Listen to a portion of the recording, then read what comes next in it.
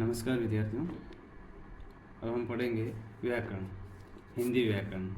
हिंदी भाषा को शुद्ध रूप से लिखने और बोलने संबंधी नियमों की जो जानकारी हमें देते हैं या देने वाला जो शास्त्र है वो व्याकरण शास्त्र कहलाता है। और व्याकरण शास्त्र के जो व्याकरण शास्त्र को 3 वर्गों में विभाजित किया गया है: वर्ण विचार, शब्द विचार और वाक्य विचार। इन तीनों का अध्ययन किया जाता है। वर्ण विचार, वर्ण किसे कहते हैं? भाषा की वह छोटी से छोटी इकाई होती हैं जिसके हम टुकड़े नहीं कर सकते, वर्ण कहलाते हैं। और वर्ण विचार में जो अध्ययन किया जाता है वो स्वर और व्यंजन का किया जाता है, क्योंकि ये वर्णों के भेद हैं।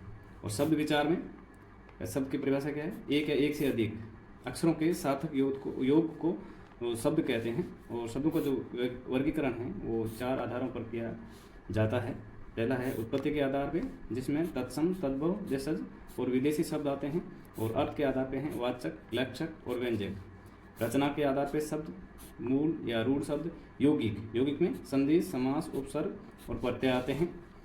और तीसरा है योग रूढ़ शब्द। परिवर्तन के आधार पे विकारी शब्द, जिसमें संज्ञा, सर्वनाम, विशेषण और क्रिया आते हैं।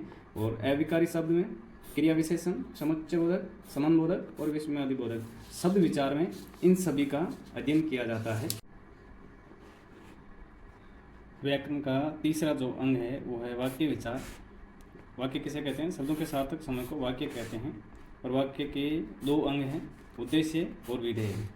और वाक्य के भेद हैं, भेद जो किए गए हैं, कुल भेद 3 हैं: क्रिया के आधार पे वाक्य, अर्थ के आधार पे और रचना के आधार पे। तो वाक्य विचार में इन सभी का अध्ययन किया जाता है। लिपि क्या होती है? भाषा की मौखिक ध्वनियों को लिखकर व्यक्त करने के लिए जिन वर्तनी चिन्हों का प्रयोग किया जाता है वे लिपि कहलाती हैं। जैसे कि संस्कृत है, हिंदी, मराठी, कोंकणी, नेपाली आदि भाषाओं की जो लिपि है वो देवनागरी है। और अंग्रेजी की रोमन लिपि है। पंजाबी भाषा की गुरुमुखी लिपि है। उसी प्रकार से उर्दू भाषा की जो लिपि है वो फारसी लिपि है।